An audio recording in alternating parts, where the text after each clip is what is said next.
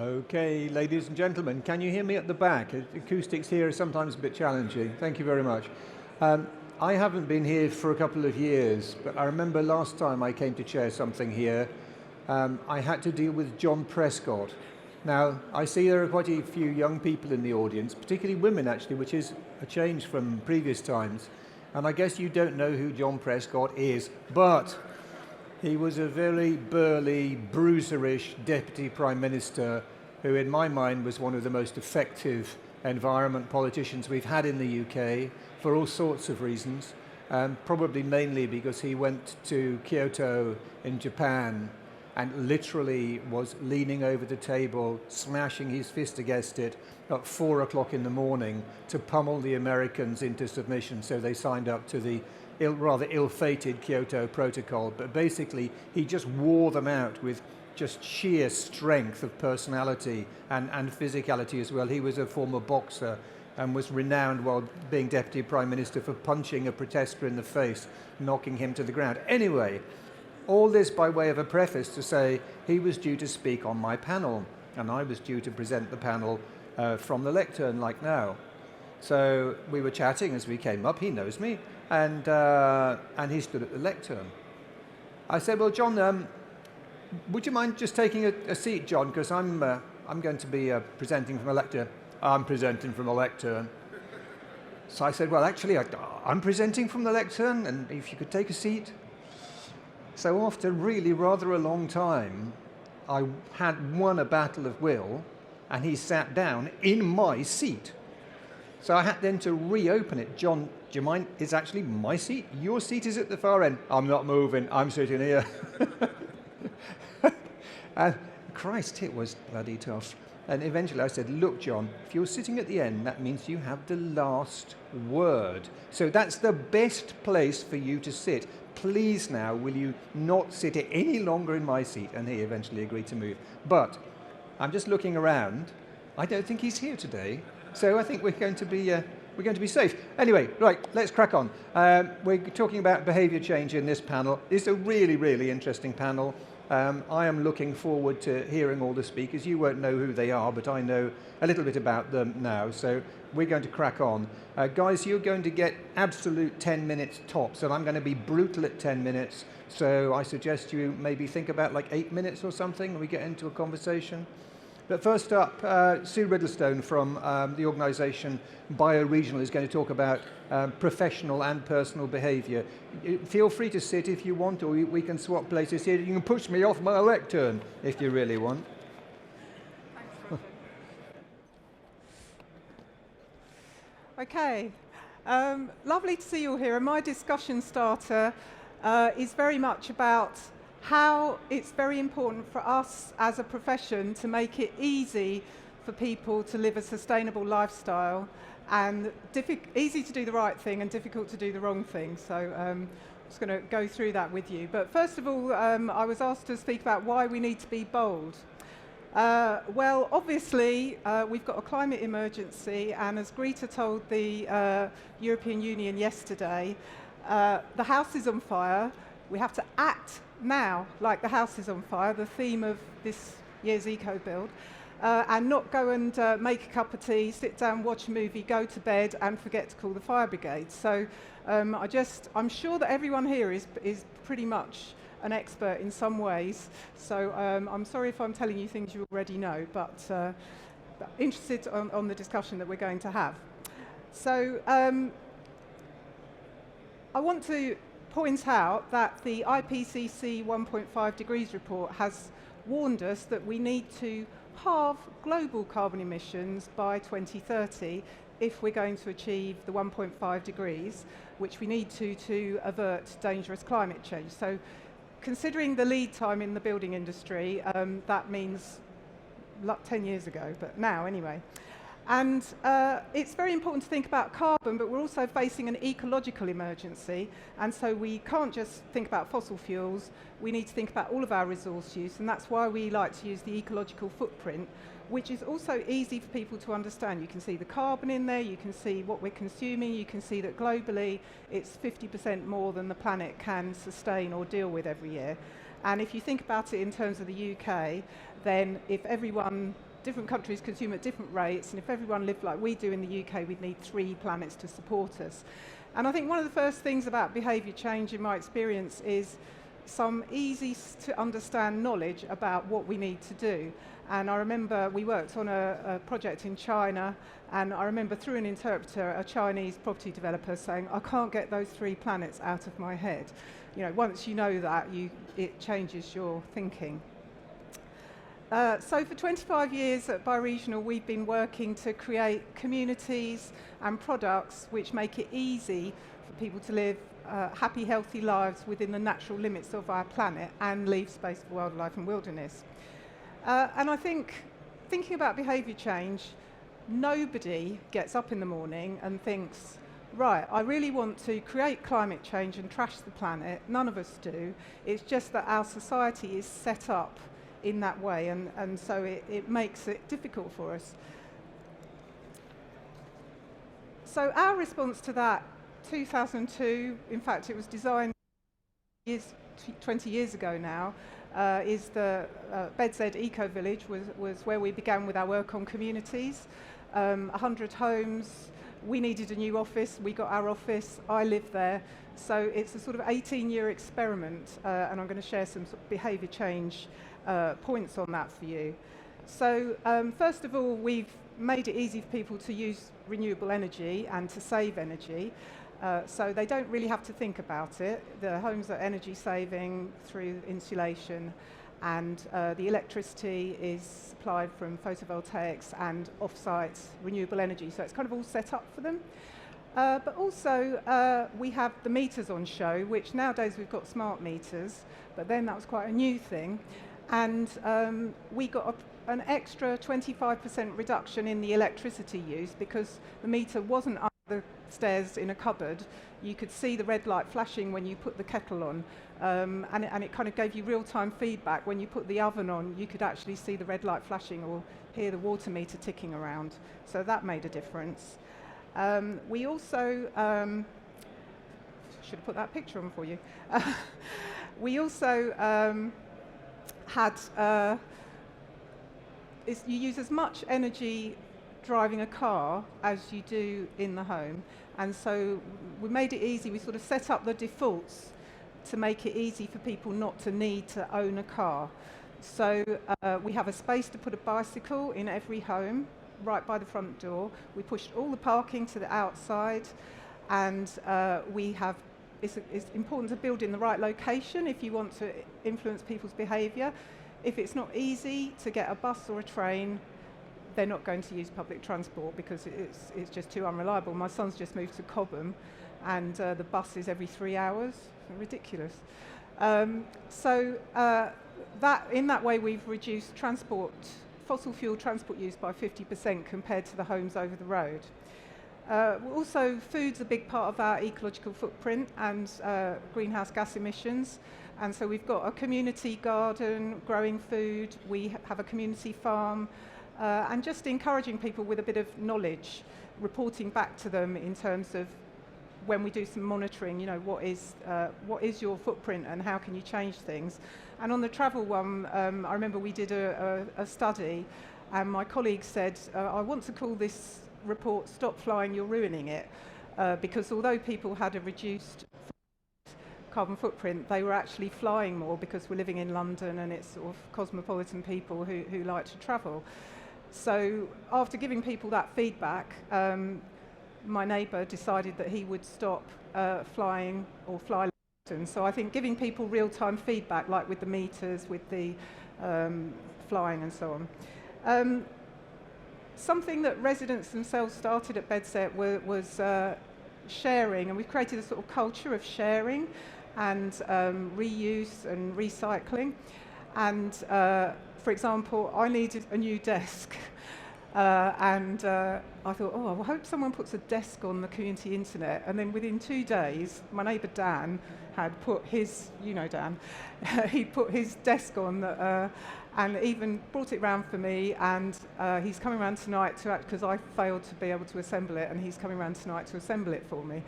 And all of these things, they're about it's about behaviour change. So people just don't automatically think, I'm going to the shop to buy a new desk. They think, oh, has anyone got a desk? Or if you need a camping mat, you're going camping, has someone got a camping mat, that sort of thing. But we have had issues over 18 years, and for example, the car club, we had the first car club in England where you can hire a car rather than, and rent it rather than own one. And it's changed hands, and it's now run by enterprise and multinational, whereas it was a caring startup city car club before. They took the car away for a month, and I said to them, I rang them up and said to them, you know, people will have to buy a car. If you don't put in a replacement, it will change people's behaviour. They'll realise that they can't rely on you. So it's very important to keep these things up and keep maintaining it. And also we've had a lot of renters because people don't want to sell their beds at home, and there's a culture of renting short-term 6-12 month lets. And I think that doesn't really give enough time for people to sort of join in with the behaviour at the community.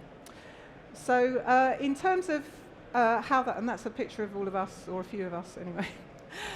So in terms of how that all adds up, I mean, that's my footprint. I ran around the office when I realised I'd got to 1.1 Planet Living with excitement, and the last step for me was going vegan, which isn't a struggle actually, it's good. And you see, I have still got some carbon emissions, and I think we're all being influenced, aren't we, by the sort of trendiness and the messages about veganism. So I think putting those messages out there makes it easy for people to make it easier for me to be vegan, because there's a lot more products out there. So after we did BedZ, a lot of people said, oh, could you help us to do a BedZ? So we created this One Planet Living framework with all the principles, including zero carbon energy, that you need to think about when you're making for your project or your organisation. And it's used all around the world. We used it for the Olympics, in China, all over the place, as I mentioned. And a key point I want to make to you is about the process. You need to get people to buy in to what we need to do. So first of all, giving that information in a simple, easy to understand way, as I've just explained to you. And then to get the buy-in of people to sort of own it is really important if you want people to commit to changing their behaviour and do things differently. We all need to take, this is the kids at the Grow community in Seattle, and I'll just remind you that by the time they leave school, we need to have halved carbon emissions. That isn't very long. So finally, I would sort of wrap up by saying we urgently need to act immediately, like everything you're doing today, tomorrow, to make it easy for people. So in our One Planet Living process, where we have workshops, we think about a day in a life of a person that's going to live there and actually kind of walk through that in a very real-time way. How you drop the kids, is it easy to drop the kids off? Does that force you to have a car? All of those sort of thinking. It really brings transformational thinking to developments. But also walk the talk. If you're not going for net zero in your organisation, how can you understand what it means for everybody else? And finally, I'd say we can definitely do this. I've seen this through my work over the years. We've got a stand outside where you can come and find out more about, get some inspiration about our One Planet Living initiatives and partnerships and tools, and go and measure your own footprint on the Footprint Network. Thank you. Just stay there for a minute. Yeah, just stay there for a minute, Sue. I just want to ask you a question or two. Well, firstly, I've been very generous there because you've had 36 seconds extra. Oh, thank you. I have psychic powers. I've developed psychic powers when I need new stuff. So I was angsting about needing to get a new leather sofa, and I walked out of the front door and there were two guys walking down the road carrying a leather sofa, and I said, please could you bring that in here, are you getting rid of it? They said, yes. So they actually brought it into the house. And then I had another episode when I was looking for some double doors, and exactly the same thing happened. Two guys walking down the street with a door each. And so anyway, so global consciousness. The internet, I think the internet is probably a more safe way of finding reliable stuff. Anyway, look, just a quick question. Thank you very much for that. It's really interesting. How applicable is this model to existing housing? Because we all know our big problem is existing housing, not putting a BedZ here or there. I think you can definitely apply this. We're working in cities and city regions, local authorities. You can use this for your own house. So I think use that. But how would it work? All your principles of how it works as a community, and the car share, car hire, the bike place, all that kind of stuff. I mean, you know, for instance, the government is under pressure from the electric car lobby to subsidise electric car points in everyone's home.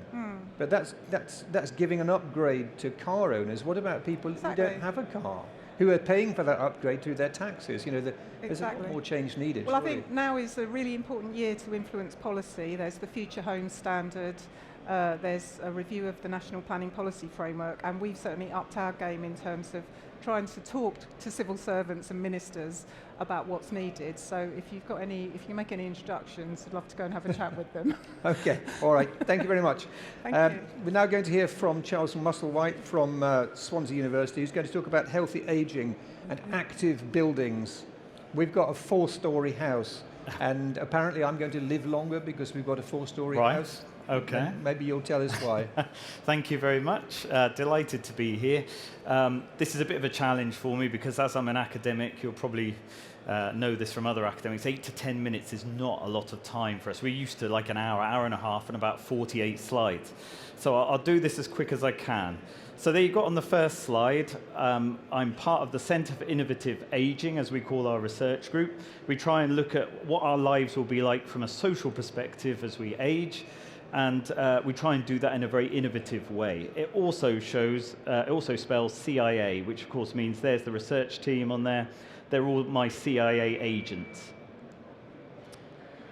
So, and I think the first talk brought this up quite nicely. Some of the things that I study in terms of an aging, or in terms of our aging lives, involve everything from mobility. So that includes things like, are we safe to drive in later life? How do we move to public transport? How do we make public transport good for us all as we age? Also, how do we make the built environment better? How do we make good supportive communities? And then what we're concentrating on today, the homes and that immediate environment around the neighborhood. But it's important to think that that's part of a wider ecosystem. People don't just live in isolation in their homes and need that studied in one particular way. I'm not celebrating Prince Philip crashing, by the way, on that picture there. It was just it happened to look like that in the pause of the picture. So moving on, we're all part of quite a success story across the globe, really, but certainly in the Western world and the high-income countries, that we're all living a lot longer than we've done before. A lot of that is in good health, although that does vary quite a bit, as I'll show. But you'll see from that diagram there's more and more people living in later life, and they make up more of a percentage of the population. And that interesting stat at the bottom where 88% of the growth of the number of households between 2016 and 2041, so the next few years will be headed by somebody over the age of 65. So we've really got to consider that aging population when we're designing and building our homes. And what makes older people quite unique, although everyone wants us to carry on working later on than ever before, 70, 75 years maybe, instead of the old 60 to 65 years, is that regardless of that, people change their patterns of behavior and spend a lot more time closer to the home environment. So it's really important we get that immediate home environment right. We've got to have more and more older people spending more and more of their time around the home environment and around that perhaps immediate neighborhood area as well. And we've got to get that right. But taking into account what we're here to talk about, we've got to do that in a sustainable, low carbon, if not zero carbon kind of way, while also taking into account the problems and issues that we all face because of inequalities in the country.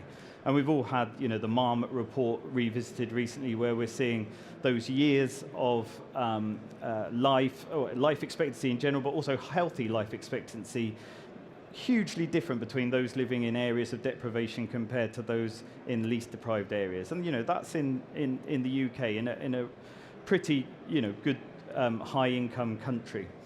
The interesting thing that we find when working with older people in zero-carbon homes or zero-carbon buildings, or working getting towards zero-carbon buildings, is that no matter how you design them, people don't behave in the way that people who design them think they should. People are always annoying and difficult for that. So we try and get good technologies, try and change the infrastructure, try and get people out of the habits that they're used to in terms of their energy use, but people will always try and behave in different kind of ways to that. And we know that older people find that challenging and difficult because they spend more of that time in their local area. And we know that's particularly issue for older people because they tend to live in poorer quality households, households that haven't been updated. They're not used to energy efficiency technology and things like that. And that has costs in terms of health and well-being. So costs to the NHS of possibly 1.4 billion per annum of poor housing, of which a lot of older people spend their time in. So another area we look at is fuel poverty. Older people are much more likely to be in fuel poverty compared to younger people, particularly over the age of 75 years. Great variation in that, but they are more likely to be able to find their energy costs difficult to meet. So there adds an extra challenge, or possibly an opportunity for that age group to have low carbon homes, to look differently about the energy and the technologies we use to deliver that energy. And we know that there's a kind of circular effect, so that when people are in fuel poverty, that does affect their health. That in terms affects how they behave, and also can therefore affect whether they are able to afford technology. So there's lots of really good academic theoretical diagrams that show those relationships there, like that one. We've had innovations to try and change things for an aging population. So there was HAPPY, Housing Aging Population Panel for Innovation, which tried to address architecture in new builds and also recently in retrofitting those builds around those different areas. It's really important to remember that older people don't just want a building that's designed for their disability, but they want a building that's designed for the positive side. You know, why shouldn't older people want the building to be aesthetically pleasing at the same time? And you'll see one of the key things in there highlighted in red is the energy efficiency, and sustainability is an important part of that process. So in the Centre for Innovative Ageing is working with the Active Building Centre at Swansea University, which is a huge project to try and look at how we deliver zero carbon buildings. We've got some work to do where we're going to work with older people as they move into zero carbon homes, possibly working with Zero at Park Erin. Our great project manager, Laura, sat there. She's going to sort out the places for us to go and work. But we want to work with older people to work with them just before they move in, as they move in, to look at their behaviour change, how they adapt to some of the technologies in there, and then in order to use some of the findings from that to influence future building work in that respect moving forwards. Because like I said, we know that people don't behave in the ways that you know, we'd expect them to when it comes to engineering and technology, which is great for us researchers. We don't have to come up with brilliant top solutions for people. We're happy to have things that to be able to look at things and say, why didn't that work, or how does it work in different ways? So things like rebound effects of people increasing heating when they find out it's more efficient. People using different types of technologies in replacement of using ones that are more energy efficient. So we know that there's lots of things there that need further behavioural research, if you like. Even things that older people are not used to looking at or being part of. You know, radiator valves, thermostats to control climate control. Most people don't understand how they work particularly, let alone people who are not used to those kind of technologies. And one of the other projects we're working on alongside the Active Building Centre is something we've called at the moment Institute of Creative Ageing Industries. We might change that name in due course. But what we've got there is we're developing a mock-up of a home in an old physics-heavy lift building that we've got on our Singleton Park campus at Swansea University. And what we want there is people to come and get involved with us. We've got a panel of older people. In fact, we've got a list of 800 older people who are willing to take part in research. And what we want to do there is co-develop, co-produce new technologies with older people that would make living in later life better for older people. So if anybody's got some good ideas, good solutions, can be products, can be services, can be how it fits into wider parts of life, but we've got an opportunity, an experimental lab, if you like, to help co-develop and co-produce and test some of those technologies. So do get in touch if you want to get involved with those kind of things. So they're the kind of projects we're involved in at the moment. We're very keen to make things right, I think, for us all as we age. We've all got a vested interest in making that better, and also making it better in terms of within a sustainable framework, knowing the climate emergencies that we've got going forward. So our call to arms is really just not to forget ourselves all as we age when we're thinking about these new technologies and these new ways of reducing our carbon emissions. And that's where I'll finish. How was that for 10 minutes? Thank you very much. Very frugal. Very, very frugal. Tell me, Charles, I'm not entirely certain how building for old people, whether you're thinking of building places that are for general use and are going to be flexible in their use, or you think we should be building specifically places for old people, and if so, how would they differ from general buildings? Yeah, no, that's a good question. And some of that work in Happy was just really emphasizes good practice in architectural design as a whole anyway, taking into account some of the things that, quite ordinary aging process that happens to most of us, can help us with that kind of thing. So things, I think you find them sometimes at work, things like having plug sockets higher up on the wall rather than having to crouch down for them all the time. Hang on a second. I read something about how how Muslims in North Africa have less arthritis of their knees and their hips because they've been bending. Because they crouch down. So it could be counterproductive to stop people crouching. But that's something that we do. Yeah, absolutely. You're exactly right, and that's something we don't really know particularly a great deal about. And you're exactly right. So how we design things is often very reactive. I mean, maybe we should be putting the kitchen sink on the floor, and in the oven, so you have from an early age, and we'll all be from an early age. Yeah, it could be. We don't know. But if people are building buildings now, they need this information. Yep, absolutely. So all we could do at the moment is offer what we know is, in terms of the evidence base that we've got at the moment, which is plugs higher up, and that's only one example. But what about stairs? I mentioned that thing. Yeah. There was a study recently that showed that people who moved from tall houses to single-story houses in older age had a much higher levels of sickness and died earlier. Now that might be for a number of different reasons. It might be because you were nervous of living alone, or you were worried about your health, or what have you. But there might be the simple fact that you're not doing those stairs every day, and you're not raising your heart rate. So what's your principle on that? Yeah, well, we can't really tell from that kind of data, because it's, correlation doesn't mean causation kind of thing. But you're absolutely right that, a lot of things we're talking about is to use those stairs regularly while you can is really good for you in later life. So your tall buildings ought to help you in later life. You ought to be able to carry on using that tall building longer because you've lived in that tall building. But, like I said at the start, the home is only one part of your livelihood in your life. And as the first speaker talked about, we live in a community where we've created a society around the car, for example. So people are less likely to walk to places, less likely to walk to work, less likely to they jump in a car in order just to go and get a milk a mile away and things like that, and that never used to be the case. Is it possible, do you think? I have an idea, it's no more than an idea, that if you live in London, it's impossible to drive anyway, so you have to use public transport. That factors in the walk to the tube station, the walk to the bus station, what have you. Is that one of the reasons why levels of obesity in older age are rather lower in London than they are in a lot of other places? It might be one of the factors. Certainly the active travel that you spent in your lifetime makes a big difference on your obesity levels, but there's also inequalities in terms of economics and being able to counteract some of the challenges in life because you've got money and able to deal with things also influences that quite a lot. So it is one of a number of different factors in that. Brilliant. Thank you very much. Thank you very much. We're next going to hear from Jose Siri. He's from the Wellcome Trust, and he's going to talk about net zero planning. And I promise not to give you such a hard time as I've just given Charles. Great, thanks. It is my job, though. Perfect.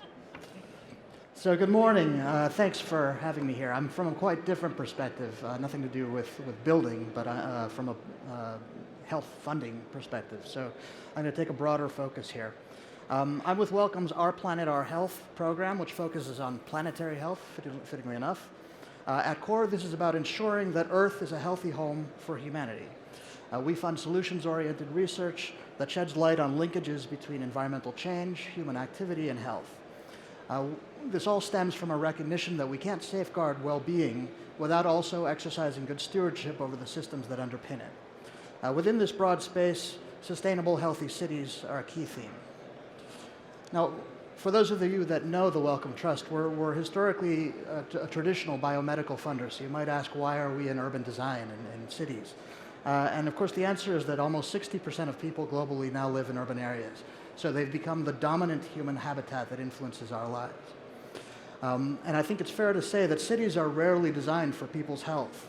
I love this cartoon, which highlights the dangers we sort of take for granted in a typical urban space. And this is a parody, but if you were a zookeeper For example, designing a habitat where humans could thrive, it wouldn't look much like most of our cities. It would be greener and quieter. It'd be more supportive and less isolating. There probably wouldn't be big metal machines flying around putting you at risk. Cities also tend to create major health inequalities, as Chris talked about before. This famous analysis showed that men's life expectancy drops by a year for every stop eastward you take along London's Jubilee Line. So cities are generally healthy places, but they could be much healthier. Cities also impose major harms on the planet. They already account for over 3/4 of resource use and emissions, and over the next decades, we're going to double or triple urban infrastructure globally. Cities impact all the planetary systems that support our lives. This is Kate Raworth's adaptation of the original planetary boundaries diagram. For those of you unfamiliar with it, for every planetary system around the outside, there's an ecological ceiling, an upper limit of the impacts that we can have, beyond which we risk uncertain and accelerating change. We know we're already out of bounds on several of these, and climate change drives a lot of the others. For each human system on the inside of this figure, there's a minimum impact below which we're failing to provide for basic needs. So we have to find out and figure out how to live within this green space, and the solutions for that are going to be in cities. So cities are central to planetary health, and that's also true at local scale. There are major opportunities to improve health through net zero planning. Many of these are familiar. Getting people into active transport increases their physical activity while reducing emissions. Green infrastructure can reduce energy demand for cooling and improve mental health. There are plenty of examples. But if you get it wrong, net zero action can also cause harm. So for example, making buildings more airtight can increase efficiency, but it can also expose residents to higher levels of dangerous chemicals. This is from a UCL group that runs one of our projects, and it's mapped dozens of consequences that flow from policies to promote airtight housing. In fact, one of the key messages that pervades our work is that planetary health problems and urban health problems are systems problems. They're complex, they resist change, and they're not amenable to simple solutions. They're not amenable to single silver bullet solutions. The most important tool for behavior change or for any lasting effective transformation in cities is the systems approach. And that means, on the one hand, accounting for complexity, and on the other hand, engaging across and beyond science and practice. That doesn't mean that you have to have heavy-duty modeling. Sometimes simple models or thought experiments are enough. It also doesn't mean everybody has to be included in every decision, but you do need to identify and involve key stakeholders.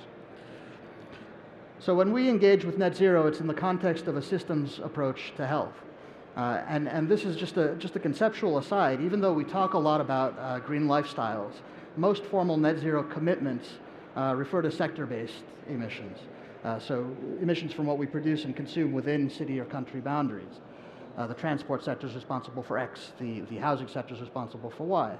But consumption-based emissions, the emissions that are generated in producing and importing the things that we demand and the services that we demand, can often be much higher. This is data from C40 cities, and authorities are grappling with how to measure and manage this. To really live within planetary boundaries, we have to address both of these types of sources. And when we think about behavior change, we should be thinking about the behavior not only of consumers, but of designers, builders, managers, and regulators of the urban environment. We have a few principles for how to achieve effective action that flow from the system's framing. The first is to engage with complexity. Interventions may or may not induce the expected behavior changes in the target populations, but they will certainly induce behavior changes in other groups, and often unexpected system behavior. One example that people recognize generally is gentrification, which is an emergent property of the system that involves urban improvements. In the context of net zero planning, social, technological, and cultural practices will likely transform over the life of the project or the intervention. So thinking through how different stakeholders will react to it over time, and how uses themselves might change can promote sustainability. And this was talked about in the last presentation, so it's great to see that. This is from a project we have in Latin America that uses participatory model building to explore how different stakeholders see food and transportation systems. And understanding how systemic problems are perceived, whether it's right or wrong, helps you design better solutions. That leads to the second principle, which is to engage with people. Basically, all net zero projects should involve end users and other key stakeholders from conception through implementation. It's hard to change behavior without deep understanding of attitudes, personal concerns, and incentives, and that only comes through meaningful and not tokenistic engagement. Engagement helps untangle complexity, it creates ownership, it helps tailor messages and get them into the right hands. These are Fijian community workers or community leaders who are working with one of our projects in Fiji on a complex nature-based water and sanitation community upgrading scheme. The third principle is to engage with a policy agenda and public opinion, and this is aimed, from my perspective, mostly at researchers who don't tend to have their finger on the pulse of things, but it also applies obviously to professionals and others. Change can happen near instantaneously, and it creates windows for motivating new behaviors and rewiring systems. At Welcome, we're thinking a lot about how to leverage the NHS's recent net zero pledge to shift the whole health sector into more sustainable practice. We're also thinking about how we might harness the youthful energy around climate action for health. The recent legal ruling against the third runway at Heathrow, and even the coronavirus outbreak, these are things that are major events that create opportunities for change if you're ready to act that way. So I'm just going to close with a slide that summarizes some of our work over the last 5 years. I'm glad to talk about any of this, but what I'd really like to emphasize is that Welcome as a whole is in the middle of a major strategic review, and we've identified climate and health as one of 3 major areas that will define our work for years to come. So this is an exciting time to be there. It's an exciting time to be engaging with this community, and we hope to be involved for years to come. Thanks. Thank you very much. Just a couple of questions. I mean, you're talking, the title of your talk is Net Zero Planning. I was just wondering, I cycled through South Warwickshire last year on a cycling holiday, and we'd come across village after village where there were new detached executive homes just spotted around the village. How rigorous do you think planners should be in imposing standards? Like, for instance, should we say nobody gets to build a detached house anymore because it takes too much space and it's too carbon intensive, for instance? That's a good question, and I think that as societies, we're grappling with that issue, and none of us have really taken on the idea of sustainability at the level that it needs to be considered. Sustainability means net zero carbon, but it also means net zero resources, it means net zero land use, and so on and so forth. The process of setting standards is a negotiation, right? It's a negotiated process between all aspects of society. It's not something that you impose one day to the next, and it's something that you have to consider the systemic effects. But eventually, I think that we are going to be heading in that direction. Well, should you take it, I mean, would the logical end point of this be you shouldn't be allowed to build anything on remote villages anyway, because it's going to always entail motorized transport? People should only be allowed to build in places where there are existing or prospective transport systems. I mean, should we be looking that far, do you think? I think that we need to adopt a long-term perspective. I think it's hard to say never. Because there are particularities of place and culture and context that okay, we'd say rarely then. Should there be a presumption against it? I think so, yes. Yeah, because we're nowhere near that at the moment. Yeah. Any planners in the house or not? Any planners in the house? Oh, don't be shy. There's only 3 hands up. Planners aren't that bad. Anyway, right, thank you. The other quick thought is when you put about your slide up about people walking, right? 57% of people felt safe walking. That means 43% of people did not feel safe walking. Yep. Therefore, one can extrapolate that if they had a car, and if the journey was amenable, they might go by car. It suggests that having a lot more coppers on the beat might be a crucial part of achieving a low-carbon society. Yeah. So I didn't speak to that image, in fact, but... Would you like just say a bit about that? But we do have a lot of evidence from health research that if you provide options for people, healthy options, and you make them easy and you make them diverse and attractive, then people do take them. So if you move people from a less walkable neighborhood to a more walkable neighborhood, then they walk. So those numbers can be improved.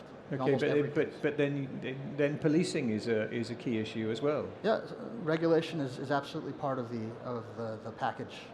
Okay, I mean, it's interesting because I've been reporting on the environment for 30 years and I've never had this conversation before. It's probably my fault. Anyway, thank you very much. Thank you. So, We are next going to hear from Tina Fawcett from one of my favourite organisations, CREDS, the Centre for Reduction of Energy Demand Studies? Solutions. Thank you. He's going to talk about policy and government.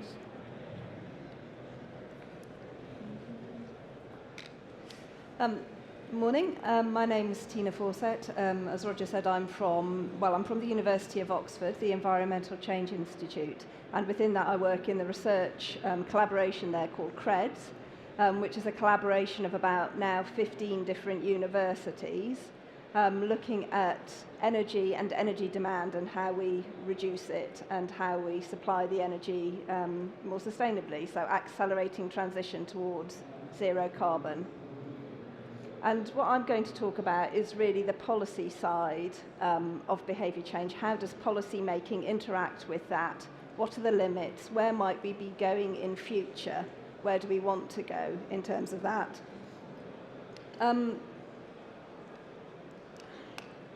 My first slide, I apologise, this was a slightly random selection of thoughts that I had. I think I can say it more succinctly than that. I think the first thing I was trying to get across was that it's important to understand buildings as socio-technical systems. Now, I probably don't need to tell you that since you're here listening to a talk about behaviour, but thinking about buildings as technical systems only would be a mistake, even though we often need to focus on the technical to make the changes that we want to make. We always need to think about what's the role of people and organisations in delivering the performance that we're hoping to get.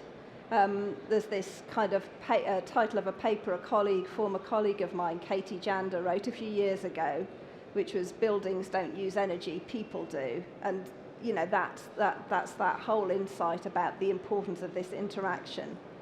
And so then if we're thinking about people and organisations and buildings, I think we can sort of think about behaviours. We can break it down into three groups. One would be habitual behaviour, so the everyday behaviours that we all engage in when we're in buildings, how we manage our heating systems, whether we open the window to cool the room down rather than turning down the radiator, how warm we think we should be.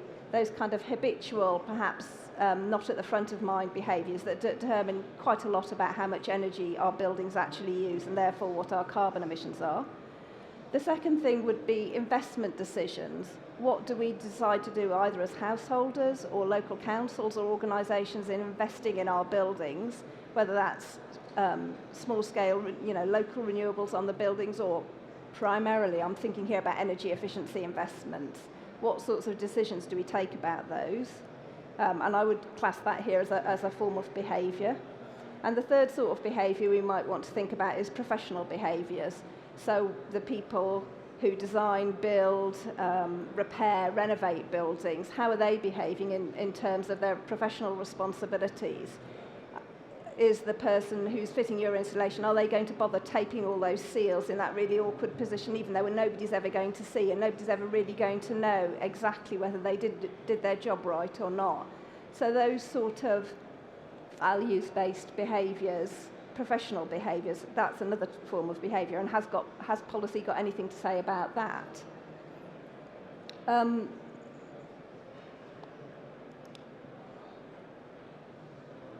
Well, these are the sorts of things that policy, I think, I've just given examples here of some of the sort of current policies that we've got, and you can see they go across different forms of behaviour. So quite a lot of these are about influencing purchase decisions. So the classic ones of energy labels on lights and appliances, which have been also included. We've also got minimum standards, of course. It's not just energy labels that are affecting these products. We've got energy performance certificates for buildings. Now, that could influence behaviour, in purchase behaviour, but it might also influence your investment and whether you're going to upgrade your building and what the options are for that. We've got smart meters. You could argue, well, there's lots of different arguments about smart meters, but one of them is that by giving people feedback, it enables them to change their behaviour without any further advice and information. And in fact, the research shows that is true. It's not a huge effect, but it's an effect. And then we've got things like professional standards, which are the past 2035 being developed for retrofit and so on, and linking that to government subsidies for particular forms of improvement under certain programmes. So there's some sort of attempt there to bring professional behaviours, to link that to some forms of policy. And we could think about energy taxation and whether, well, that fulfills a number of forms of, a number of criteria, of course. So the question is, we've got a certain sets of policies and the sort of expectations that we all might have about where that is, and that's sort of expanding at the moment. So if we think about the policies that are coming in about not allowing F and G rated homes to be rented out or sold, the Scottish Government's got a consultation looking at not allowing homes that are less efficient than C to be rented out and sold at a certain point in the future. So policy is getting more ambitious because it has to, because we've got to make these bigger changes than we've had to make before. Are we looking at phasing out of natural gas in the UK by 2050 or before that? And what's that going to mean when we're selling 1.5 million gas boilers a year at the moment? So how's policy going to help that massive transition happen? How are we going to reduce the energy demand and massively increase the efficiency of all our buildings? Can we just carry on as we are and tweak it a bit, or do we need some sort of bigger thinking about the role of policy? And of course policy that is agreed on by the public, and we're also getting these interesting new forms of governance that are happening at the moment. So the Citizens' Assembly, what are the outputs of that going to be, and how is that going to feed into policy making? So we're at quite an interesting point where it seems like we need to do more, but we do need to have consent, and what are we going to do about that? So that, I think, is the main question. I'm now going to take a small diversion into one policy that I and colleagues were involved in generating about 15 years ago. Not that this is the policy answer, it certainly isn't, but it's an idea that I think gets people thinking about what are the limits of policy, and if this isn't the right idea, what else would you prefer? So this is the idea of, and it's a way of linking individual actions, and here I'm really focusing on homeowners, I guess, rather than people in their work lives or building professionals, to global scale problems. And that's the idea of personal carbon allowances or personal carbon trading or personal carbon rations. Can I just ask if anybody's heard of this idea before, if you could do a show of hands? Okay, so some of you have. So it's an idea that was particularly developed strongly about 15 years ago. And as I said, it's an example of the sort of policy thinking you could engage in. And this idea is that basically that you would have an equal carbon allowance for adults. It would reduce, because the idea is you're creating a fixed cap of carbon for the UK economy. In this case, we're looking at the bit of the economy that is energy use in homes and energy use in personal transport. So it's not, there would be another scheme for the rest of the economy.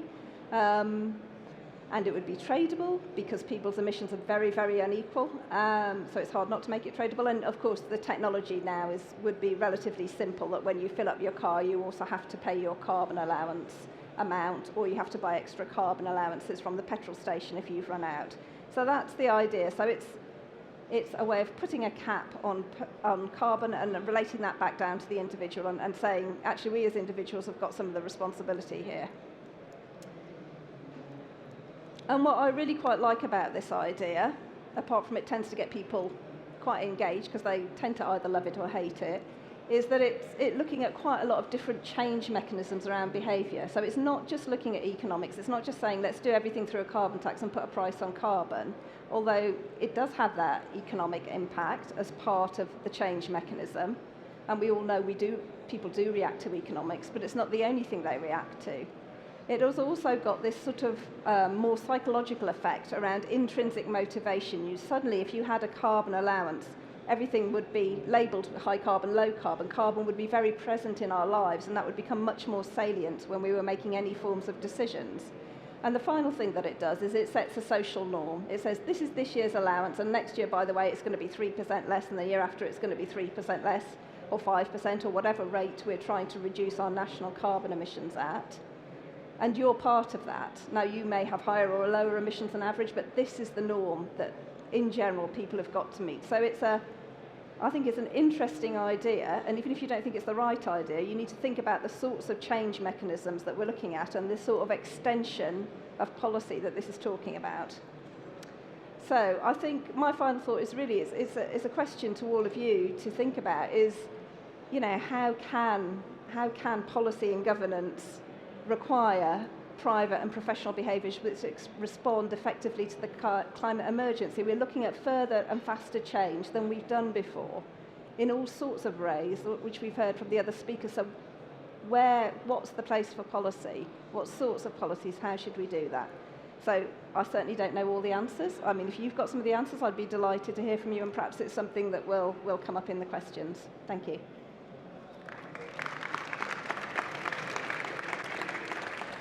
Thank you. I'm interested that you talk about the Citizens' Assembly. I've been reporting on that for BBC. And one of the themes consistently coming out of it, whoever you talk to, is the idea of fairness.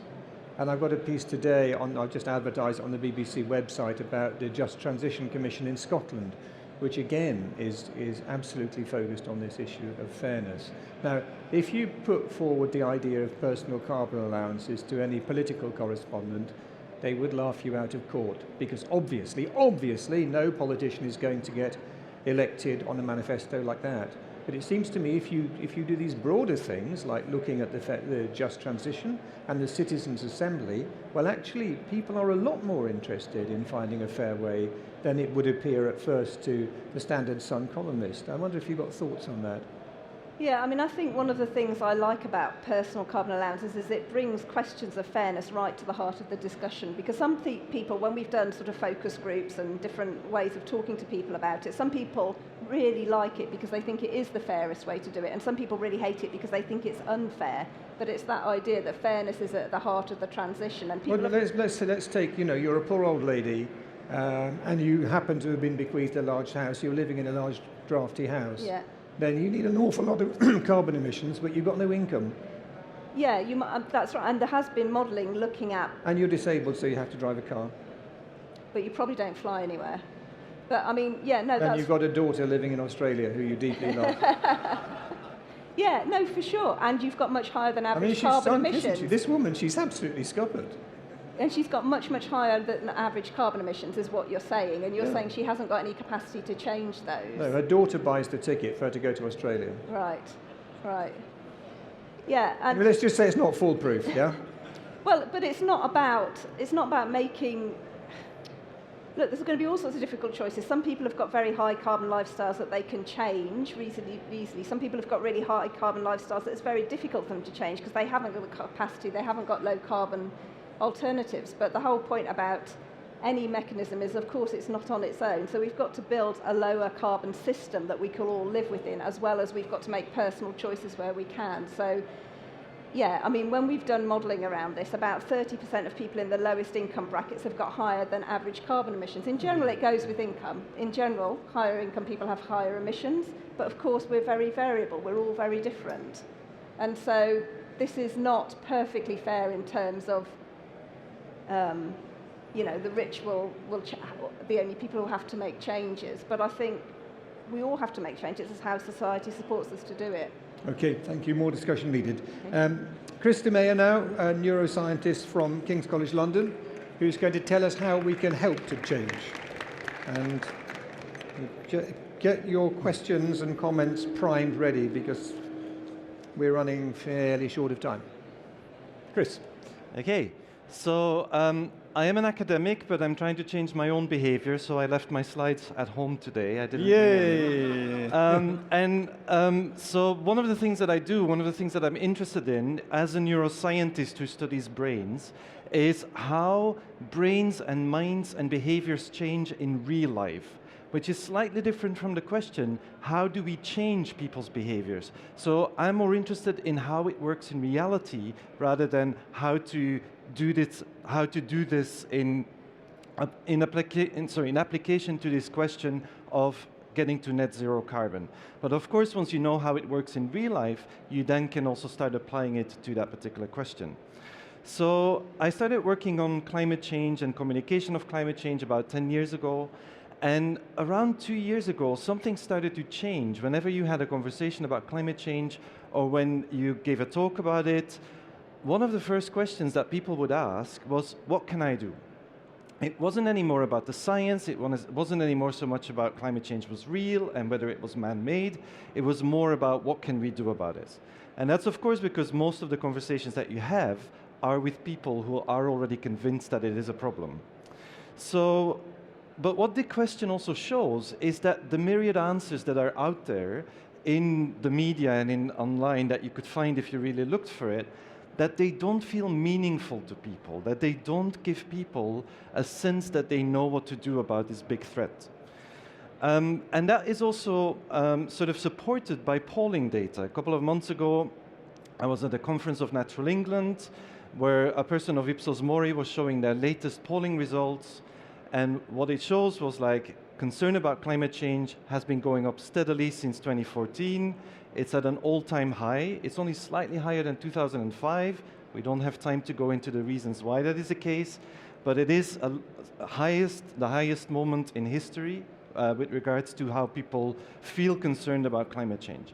But at the same time, the Ipsos Mori person who was presenting the data said all of the measures where we asked people about their uptake of what they call pro-environmental behaviors are flat. They aren't going anywhere. They're not going up. And one of the questions that raises is, like, what is the relationship between the awareness and concern that we might be feeling about a thing like climate change and our ability to act on it? And so the conventional view that sits in a lot of our minds about the relationship between our beliefs, our opinions, our convictions, our understanding, the knowledge that we have about the world, and the things that we do, the actions that we take and the behaviors that we do in the real world, is that it's our beliefs that drive our actions. That's what sits in most of our minds in our everyday sort of dealing with situations. And that conventional wisdom view is correct up to a point.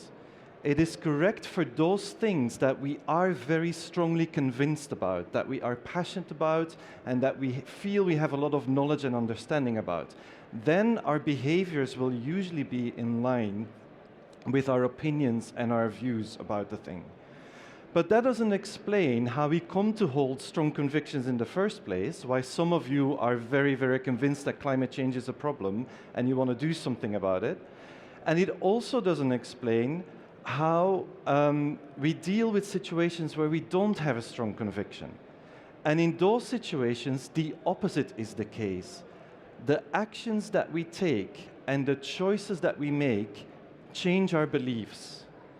And that works through a process of self-persuasion. So suppose that you don't really know how to deal with a particular situation, whether you should become engaged in climate change or not from a professional point of view. And for a while you might sit in conflict internally, you might not come out with a solution, but at some point you're going to say, you know, based on all the evidence that I have, I think I'm now going to take this action.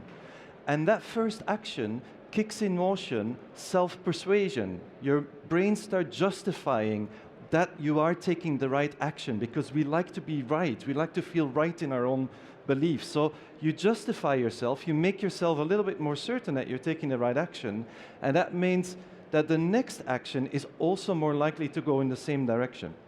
So you start to talk to your family, your friends, your colleagues about the choice that you just make.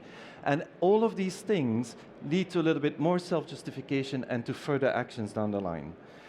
Now, that model of self-persuasion sits against how we think about behavior change as a way of trying to persuade people to change their behaviors. So, because a lot of the sort of talk that I hear in communication communities and behavior change communities and when I go to government departments is like, how can we use this concern and awareness that people are feeling to get them to change their behaviors? And that doesn't really work. It's not that it never works, but it's very leaky, that connection between concern and awareness and changes in behavior. And it's very leaky. And the reason why it's leaky is that when it comes to climate change and to doing the right thing for that, it's often very difficult to do that. And you might not know how to do it. And so all of the intention that you might have as someone who is concerned about climate change dissipates along you running with your head against the wall, trying to change something in your own life. So one solution is to fix the leaks. And for that, an event like this is really important because a lot of the stallholders here are trying to fix the leaks, are trying to make things easy for people to adopt, and we've heard that a few times before. But the other thing that we should start doing is we should really start thinking of tapping into that self-persuasion model of behavior change. And what you need to do for that is, rather than telling people what to change, you need to help them to discover how to change. And that means that, first of all, we need to create opportunities for people to start taking actions. And once they are taking actions, you need to help them to reinterpret the things they're already doing through the lens of, actually, that thing that you just changed, where you're not flying on a holiday anymore, but you're driving to the coast of Cornwall, which is one of my friends actually recently made that change in his own life, not because of climate change, but because he was sick and tired arguing with his kids about where they were going to go on holiday. So now every year they go to the same place. And he was like, I don't know what to do about climate change. And I said, well, you're already doing this one thing. You gave up flying every school's holiday to Italy and France, and now you're driving to Cornwall. That's already a very big change. And he was like, oh, I hadn't thought about it that way. And he became really pleased with himself that he was doing that particular thing. And it's not that the pleased in itself is not like to make people satisfied that they're doing the right thing. It's the spur for the next action. And they start looking for further things down the line. So what does that mean in terms of communication about climate change and how you try to bring people along in a process with you? Is that instead of giving them menu items, instead of giving them a menu with things they should be doing, let's try to give them recipes and cookbooks and cooking classes. Because when we are comparing our communication about climate change to a communication about food, we're at a level of sophistication where we say, if you don't eat, you're going to die. And we haven't surpassed that level of sophistication in a lot of the communication around climate change. So rather than keeping on trying to get people concerned and then hope they will change their own behaviors, let's try and help them explore how to change. And that applies to individuals, consumers, but it also applies, as we heard, to the designers, to the builders, to the regulators. All of us need to change our behavior and build our capacity to act in the same way. And if you think about it in that way, that model of self-persuasion, then you're not talking about behavior change anymore. You're talking about building the capacity to act. So one of my recommendations for next year, if this event takes place next year, is to not do a behavior change session, but a capacity building session. Because it really is collectively, we need to become better. We need to develop in psychology what is called agency, which is having a sense of knowing how to act on something. We need to develop that agency to attack climate change and to get to net carbon zero on all of these different fronts that we need to get to. And that's it for me. Thank you very much. Thank you. Really, really intriguing. Just one little crib. If your chap was driving down to Cornwall on his own in a big car, it would have been more carbon efficient for him to fly. But I'm not going to crib about that. I'm just wondering. I'm fascinated by this idea of, you know, a climate cookbook or something like that. I don't know if there is one. Whose job is it to make that happen? All of us collectively. So that's a bit of a cop-out, isn't it? Because all of us collectively have completely rattled the planet already. Okay. So I think every community of practice has a responsibility to put one piece of the puzzle in place. And I've just come back last week from Cornwall, where we gave a 3-day training, because this notion of actions driving beliefs is often so novel to people that it's hard to know how to put it in practice. So we gave a 3-day training to people from the community, people who work in the council, people who work in local businesses, people who work in community organizations, to unpack what that means for them, for their community, and for their community of practice.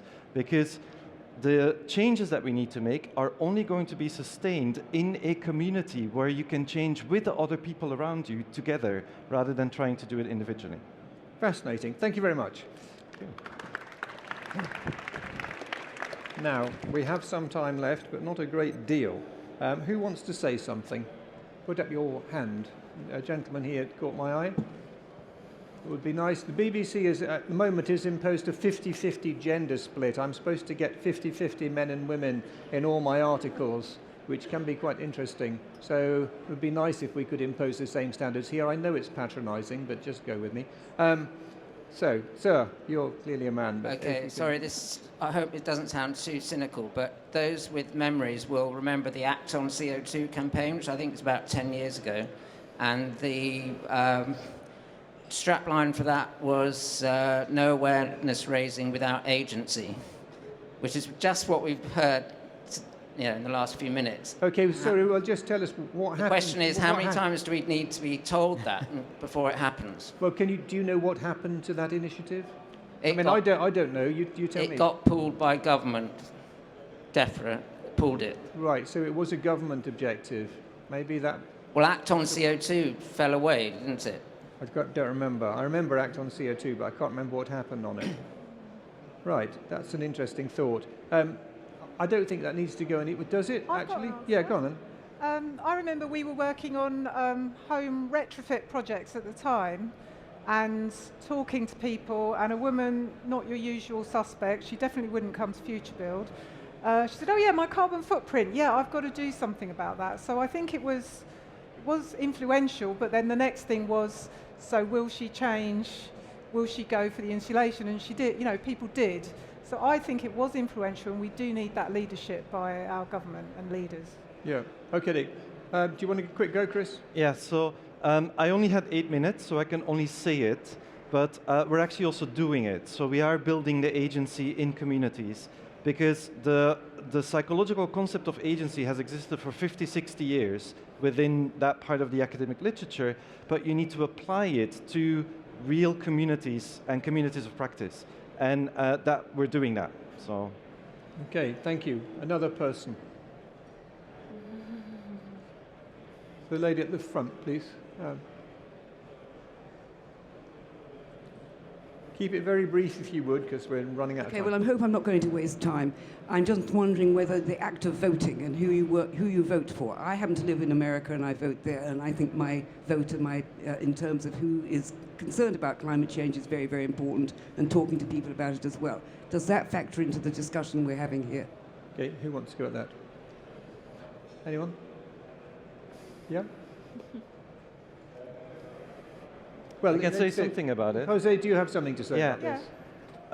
Sorry, did you want to go? Well, I'm American. I think voting's incredibly important, and I'm quite nervous about that whole thing. No, I think all of our decisions play into this, and I think, as our last speaker said, it's a collective thing where every decision that we make feeds into the system. It feeds into the system that creates these negative outcomes. So we need to understand the system and understand where all those decisions fit in. Yeah, thank you. Who are you voting for, ma'am? Bernie Sanders. Could I chip in? I think politicians are just people, and we have to change their behaviour and their way of thinking. And so I think it's not a once a 4 or 5 year act. You've got to pester the life out of your politicians because they work for you. I'm going to claim a little success. It's maybe far-fetched, and he may deny this, but many, many years ago, 20-odd years ago, I was interviewing John Gummer, and we were talking about a bypass. And I said, well, the thing is, bypasses, they fill up, don't they? And we had a bit of a contretemps about that. And I said, look, I used to drive through Shrewsbury on my way to mid-Wales, and it was terrible jam, so they built the bypass. But then the bypass filled up. So they built now the second bypass, which is already filling up. And if that fills up, should we build the bypass to bypass the bypass, bypassing the bypass? Wouldn't that be silly? Anyway, it was a live interview, and he laughed. And I felt like I'd got him. And he's been damn good since, hasn't he? Sir, take the man at the back, please. Thanks very much. I'd like to sort of challenge people about the difference between sort of behaviour change and policy. And actually, I'm an elected Green politician, so I think if you've got policies, you actually need to implement them, you need to put money behind them, and you need to change what you're doing. And it's no good declaring a climate emergency and supporting airport expansion and road building, which is what the Mayor of Bristol has just done. It doesn't add up. If you don't get it, it won't change things.